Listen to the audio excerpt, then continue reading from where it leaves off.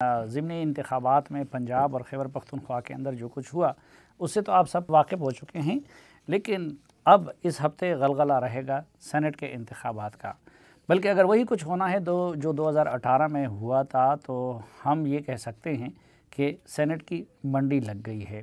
آج کے جرگے میں ہم باخبر ترین اپنے رپورٹر سے یہ جاننے کی کوشش کریں گے کہ سندھ میں کس پارٹی نے کس طرح کے امیدواروں کو ووٹ دیا ہے اور وہاں پہ ریٹ کیا چلے گا، بلوچستان میں ریٹ کیا ہے اور کس پارٹی نے کس طرح کے امیدواروں کو میدان میں اتارا ہے، خیبر پختونخوا میں کیا صورتحال ہوگی۔ پچھلی مرتبہ جس طرح درجنوں کے حساب سے وہاں پہ ممبران اسمبلی بکے تھے، کیا اب بھی ویسا ہوگا، کس پارٹی کے امیدوار کس طرح ہیں،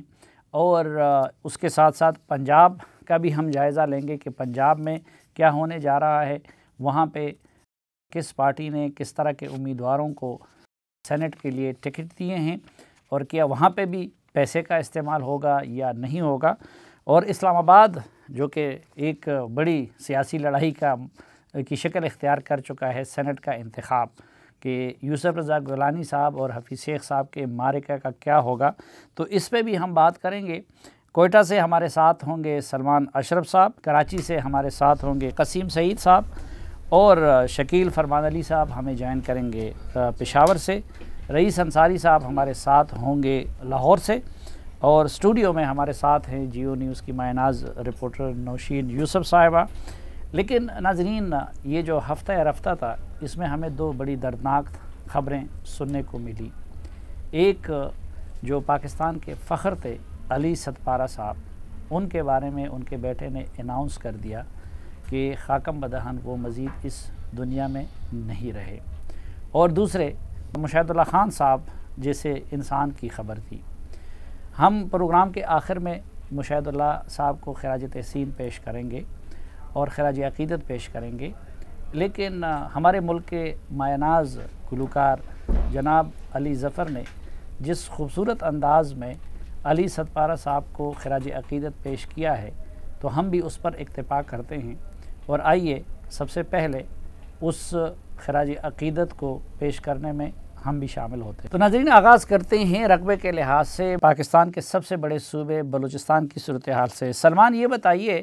کہ کیا صورتحال ہے، کس پارٹی نے کس طرح کے امیدواروں کو میدان میں اتارا ہے اور کیا اندازہ ہے کہ کس پارٹی کو کیا کچھ ملنا ہے؟ اگر اوورآل سچویشن دیکھی جائے بلوچستان کی، تو بلوچستان میں مجموعی طور پر 41 امیدواروں نے مختلف جو کیٹیگریز تھیں اس حوالے سے اپنے نامینیشن پیپر فائل کیے تھے، جس میں سے پہلا جو عمل اسکروٹنی کا تھا اس میں 35 امیدواروں کے کاغذات جو ہیں وہ منظور ہوئے ہیں۔ اس کے بعد جو 6 دیگر ہیں ان میں سے 4 نے الیکشن ٹریبیونل سے رجوع کر لیا ہے کہ وہ اپنے کاغذات کی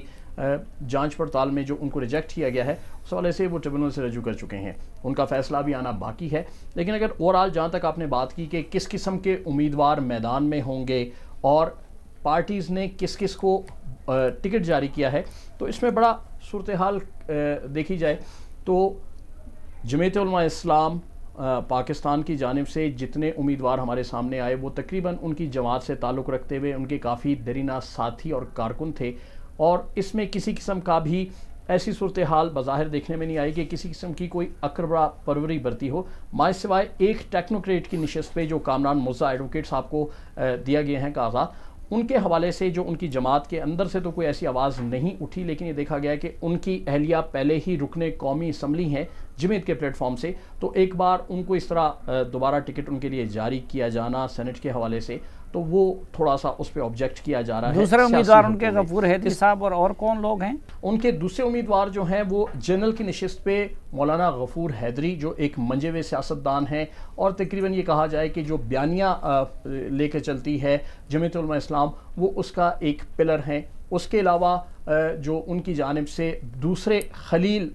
صاحب جو اس ٹائم دیکھ رہے ہیں کہ خلیل بلیدی، ان کا تعلق مکران ڈویژن سے ہے۔ اس طرح خواتین کی نشست پہ آسیہ ناصر صاحبہ ہیں جو 2003 سے مختلف طور پہ مختلف نہ صرف کہ سینٹ میں، اس کے علاوہ صوبائی اسمبلی میں اور قومی اسمبلی میں بھی متعدد بار جو ہے وہ دیکھی گئی ہیں۔ تو بیسکلی جو مین پوائنٹ جس کو ہم اٹھا رہے ہیں کہ آیا سیاسی جماعتوں نے اپنے کارکنوں کو ترجیح دی ہے یا باہر سے آنے والوں کو، تو اس میں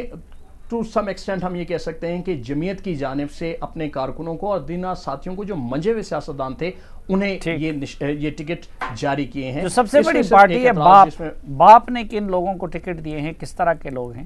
چند ایک ایسے ان میں جو مثالیں ہم نے دیکھی ہیں کہ جیسے ستارہ ایاز صاحبہ تھی جن کا تعلق کے پی سے ہے اور عوامی نیشنل پارٹی کے ساتھ تھی, وہ انہیں بلوچستان سے ٹکٹ دیا گیا, جس پر کافی سیاسی و سماجی حلقوں میں آوازیں اٹھی ہیں کہ آیا بلوچستان میں کوئی خاتون نہیں تھی یا جس کی ایفیلیشن ایسی نہیں تھی پارٹی کے ساتھ کہ اسے ٹکٹ جاری کیا جاتا کہ آپ کو خیبر پختونخوا سے انہیں لا کر باضابطہ طور پر یہاں پہ ٹکٹ دینا پڑا. اس کے علاوہ آغا عمر احمد زئی ہیں جو جام کمال خان کے قریبی عزیز ہیں, انہیں جاری کیا گیا ہے ٹکٹ. اس پر بھی کافی آوازیں اٹھ رہی ہیں کہ ان کا پارٹی کے حوالے سے کنٹریبیوشن کیا ہے. جام صاحب کے ساتھ ان کی قرابت داری رشتہ داری اپنی جگہ, لیکن پارٹی میں ان کی کوئی ایسی خدمات نہیں ہے کہ انہیں ایوان بالا کا ٹکٹ جاری کیا جاتا. اس کے علاوہ سرفراز بگٹی جو اس سے پہلے بھی سینیٹر تھے, اس کے علاوہ منظور خان کاکڑ جو پارٹی کے جنرل سیکرٹری ہیں, انہیں بھی دوبارہ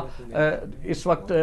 ٹکٹ جاری کیا گیا ہے. تاہم کچھ نئے چہرے بھی ہیں, لیکن نئے چہروں کے حوالے سے بھی جو بہت سی بازگشت ہے کہ زور اور زر